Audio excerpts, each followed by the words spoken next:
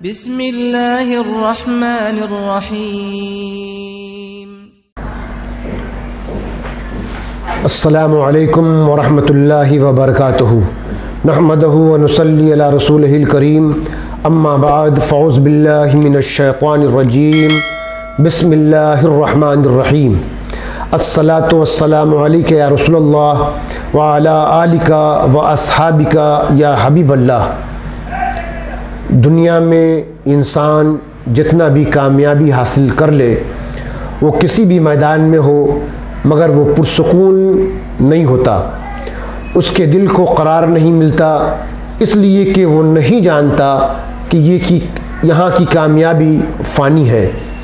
یہی وجہ ہے کہ مسلمانوں میں بھی ایسے بہت سارے موجود ہیں جو دنیا کی فانی کامیابی کے لیے صرف دوڑ بھاگی نہیں کر رہے ہیں، بلکہ جائز ناجائز، حلال و حرام کی تمیز سے بے خبر ہو کر گناہوں میں ملوث ہو جاتے ہیں۔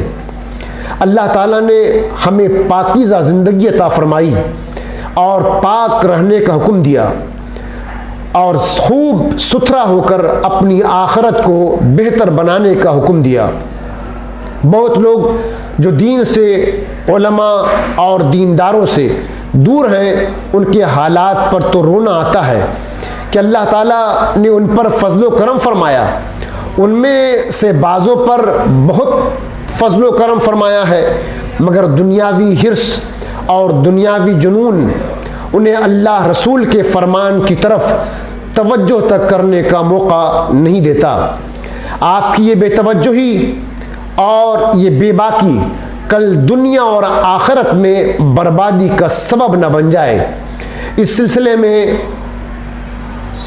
چند احادیث بیان کرنے کی سعادت حاصل کر رہا ہوں، غور سے سنیے۔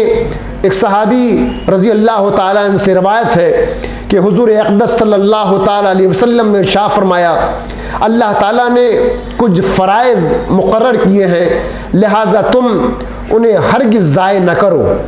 کچھ چیزیں حرام کی ہیں، انہیں ہرگز ہلکا نہ جانو۔ کچھ حدیں قائم کی ہیں، تم ہرگز ان سے تجاوز نہ کرو۔ اور اس نے تم پر رحمت فرماتے ہوئے جان بوجھ کر کچھ چیزوں کے متعلق کچھ نہیں فرمایا تو ان کی جستجو نہ کرو۔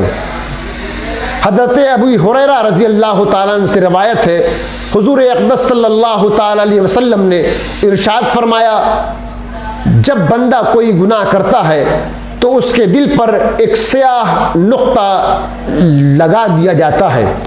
جب وہ اس گناہ سے باز آ جاتا ہے اور توبہ و استغفار کر لیتا ہے تو اس کا دل صاف ہو جاتا ہے، اور اگر وہ پھر گناہ کرتا ہے تو نقطہ بڑھتا ہے، یہاں تک کہ پورا دل سیاہ ہو جاتا ہے۔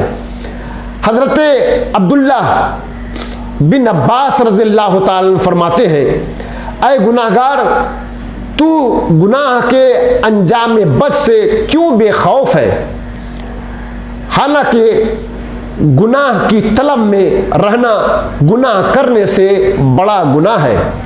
تیرا دائیں بائیں جانب کے فرشتوں سے حیا نہ کرنا اور گناہ پر قائم رہنا بھی بہت بڑا گناہ ہے۔ یعنی توبہ کیے بغیر تیرا گناہ پر قائم رہنا اس سے بھی بڑا گناہ ہے۔ تیرا گناہ کر لینے پر خوش ہونا اور قہقہا لگانا اس سے بھی بڑا گناہ ہے، حالانکہ تو نہیں جانتا کہ اللہ تعالیٰ تیرے ساتھ کیا سلوک فرمانے والا ہے، اور تیرا گناہ میں ناکامی پر غمگین ہونا اس سے بھی بڑا گناہ ہے۔ گناہ کرتے ہوئے تیز ہوا سے دروازے کا پردہ اٹھ جائے تو تو ڈر جاتا ہے، مگر اللہ تعالیٰ کی اس نظر سے نہیں ڈرتا جو وہ تجھ پر رکھتا ہے۔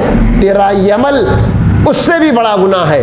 اے اسلامی بھائیوں اور بہنوں، ہمیں کوشش کرنا ہے کہ ہماری زندگی گناہوں سے پاک ہو۔ اس کے لیے یہ بہت ضروری ہے کہ اس بات کا بھی ہمیں علم ہو کہ کن کن باتوں اور کن کن اعمال کو گناہ میں شمار کیا جاتا ہے، چونکہ بہت ساری باتیں ایسی ہوتی ہیں جن کو ہم اپنے طور پر گناہ نہیں سمجھتے ہیں، مگر وہ مکمل گناہ ہو جاتا ہے اور اس پر فخریہ طور پر اس گناہ آلود کام کو لوگ کرتے رہتے ہیں اور سمجھتے ہیں میں نے تو کوئی گناہ کیا ہی نہیں، جیسے بے حیائی کو گناہ یا کسی عیب میں شمار نہیں کیا جاتا ہے۔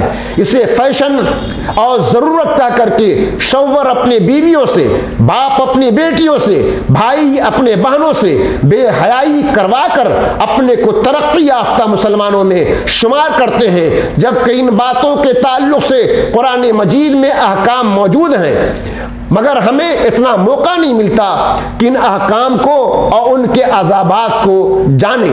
قرآن شریف کے پارہ 27 سورہ نجم کی آیت نمبر 32 میں ارشاد فرماتا ہے الذین یجتنبون کبائر الاسم والفواحش الا اللمم ان ربک واسع المغفرہ هو عالم بکم اذ انشاءکم من الارض واذ انتم اجنة فی بطون امہاتکم فلا تزکوا انفسکم هو عالم بمن اتقى۔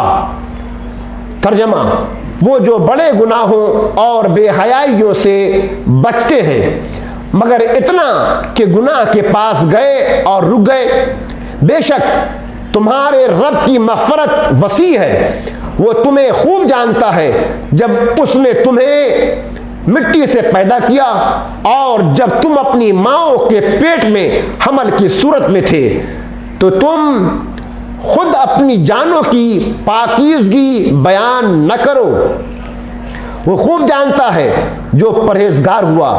الذین یجتنبون کبائر الاسم والفواحش، اور وہ جو بڑے گناہوں اور بے حیائیوں سے بچتے ہیں۔ گناہ وہ عمل ہے جس کا کرنے والا عذاب کا مستحق ہو، یا یوں کہہ لے کہ ناجائز کام کرنے کو گناہ کہتے ہیں، اور گناہ کی دو قسمیں ہیں، ایک صغیرہ اور دوسرا کبیرہ۔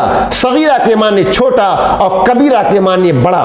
کبیرہ گناہ وہ ہے جس سے کرنے پر دنیا میں حد جاری ہو، جیسے قتل، زنا اور چوری وغیرہ، یا اس پر آخرت میں عذاب کی وعید ہو، جیسے غیبت، چغلخوری، خود پسندی اور ریاکاری وغیرہ۔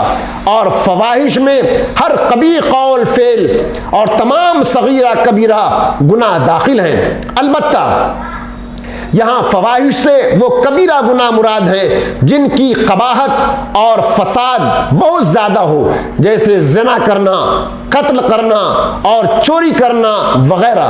اور صغیرہ گناہ وہ ہے جس میں بہت برائی، بہت فساد والی باتیں نہ پائی جاتی ہوں۔ آیت کا خلاصہ یہ ہے کہ نیکی کرنے والے وہ لوگ ہیں جو بڑے گناہوں اور بے حیائیوں سے بچتے ہیں، مگر اتنا کہ گناہ کے پاس گئے اور رک گئے، اتنا تو کبیرہ گناہوں سے بچنے کی برکت سے معاف ہو جاتا ہے۔